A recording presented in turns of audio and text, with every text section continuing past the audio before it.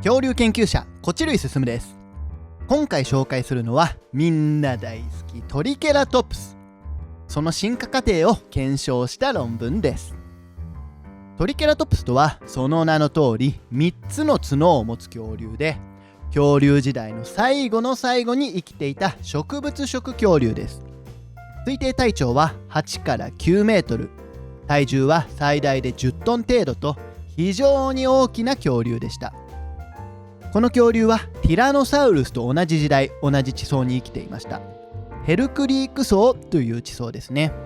なのでこの2つの恐竜はよく戦っている姿で描かれたりします。日本では恐竜界の横綱などと呼ばれたりする大人気の恐竜でもあります。そんなトリケラトプスですが、現在では2種類いることが知られています。一つはトリケラトプスホリダス、そしてもう一つがトリケラトプスプローサスです。これら2種のトリケラトプスはこれまで主にアメリカ合衆国モンタナ州の化石を中心に研究されてきました。というのもここからはえげつない数のトリケラトプス化石が見つかってるんですね。大人から子供まで良質な化石がたくさん揃っていることで、2014年の研究では混乱していたトリケラトプスの分類を再整理することができたのです。その結果、トリケラトプスホリダスは地層の下の方のみ、プローサスは地層の上の方にのみ生息していたということが判明したんです。このことから2014年の論文ではトリケラトプスがアナジェネシス進化をしていたという説を提唱しています。アナジェネシスとは一体何ぞやという話を少ししましょう。生物進化を大きく分類するとアナジェネシスとクラドジェネシス、この2つに分けられます。そのうちアナジェネシスとは、とある種が時間とともに徐々に色や形を変えていつしか別の種になっているという進化ですね。対してクラドジェネシスは元の種から分岐して新たに2つの種が生まれる現象です。つまりトリケラトプスホリダスが徐々に形を変えてトリケラトプスプローサスが生まれたと、そのように考えられているわけです。しかしさっき言ったようにこの研究は主にアメリカ合衆国のモンタナ州の化石を対象にしています。けど実はカナダ側からもたくさんのトリケラトプス化石が見つかっています。それらは主にアルバータ州のスコラード層とサスカチュワン州のフレンチマン層に集中しています。これらはどちらもアメリカのモンタナ州のトリケラトプスと同じ時代の地層です。つまりカナダのトリケラトプスがプローサスであればアナジェネシス進化仮説はより広い範囲で支持されるし、もしホリダスや別の種であればそもそもアナジェネシス進化仮説は成立しません。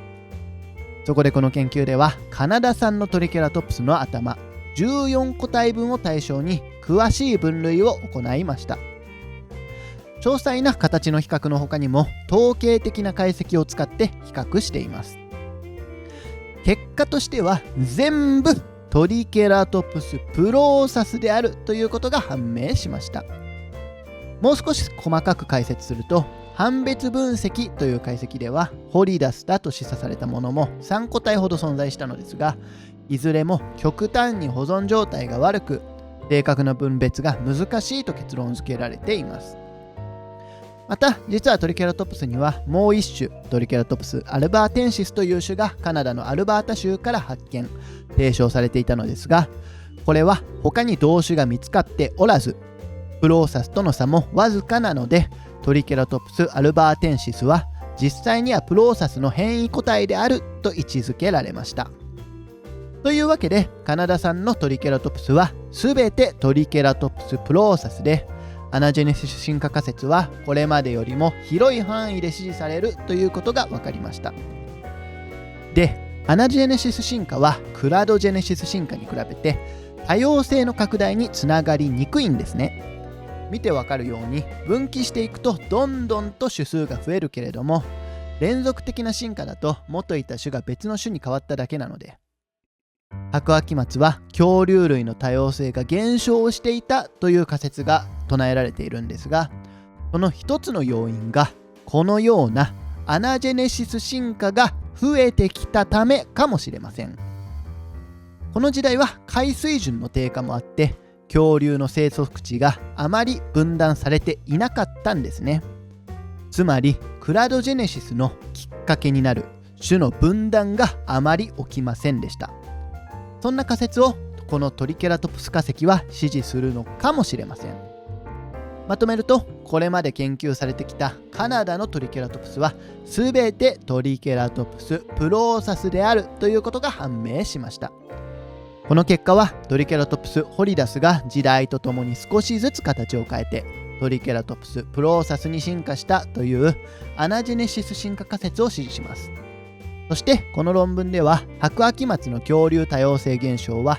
アナジェネシスが一つの原因かもしれないという仮説を提唱しています。以上、トリケラトプスの進化についてでした。